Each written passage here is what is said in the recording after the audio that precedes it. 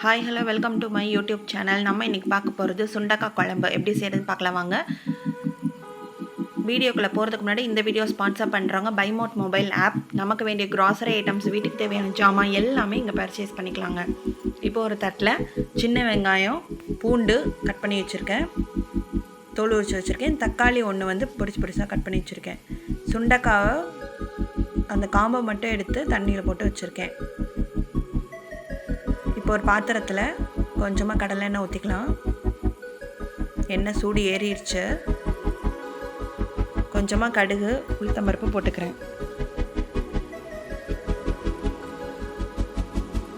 நல்ல கடுகு வெடித்ததும் ஒரு ஸ்பூன் வெந்தயம் போட்டுக்கலாம்.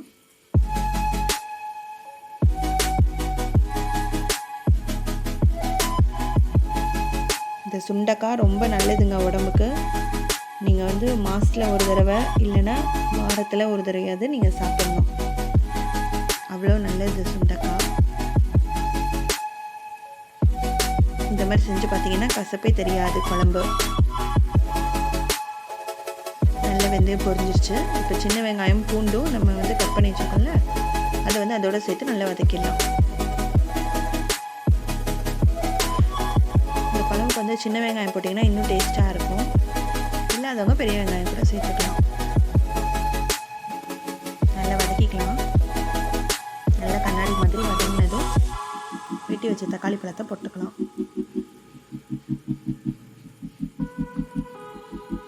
தக்காளி பழத்தை போட்டுக்கலாம். தக்காளி பழமும் நல்லா வதங்கணும்.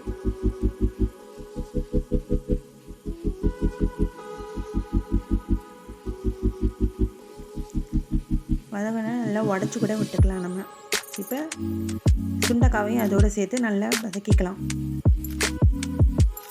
வதங்கும் போது நல்லா இன்னும் கொஞ்சம் நல்லா வெந்துக்கும். நல்லா வதக்கியாச்சு. இப்போ கொஞ்சமாக உப்பு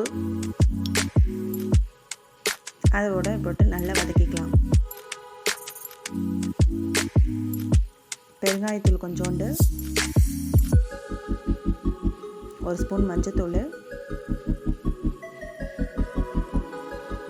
2 ஸ்பூன் மிளகாத்தூள். நான் வந்து சாம்பார் பொடி தான் இன்றைக்கி போட்டிருக்கேன். 2 ஸ்பூன் சாம்பார் தூள் போட்டிருக்கேன்.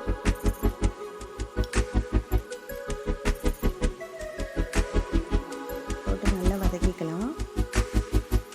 இப்போ புளி கொஞ்சமாக நம்ம வந்து முன்னாடியே ஊற வச்சுருக்கேன்.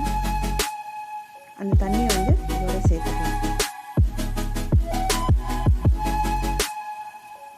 நல்லா கிண்டி விட்டுக்கலாம். இல்லை மசாலா எல்லாம் புளி தண்ணியோட சேரணும்.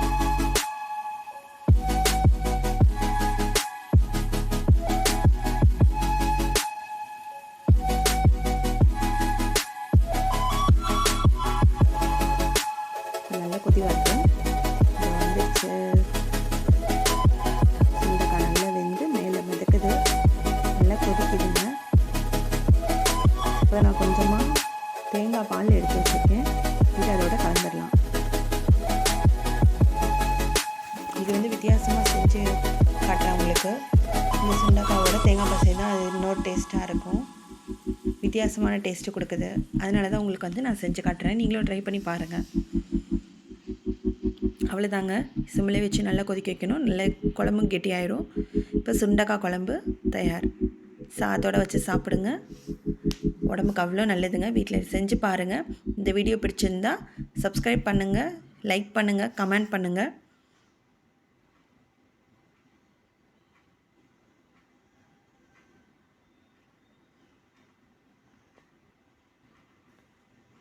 நல்லா கொதி வந்துருச்சு. குழம்பு தயார். தேங்க்யூ. பாய்.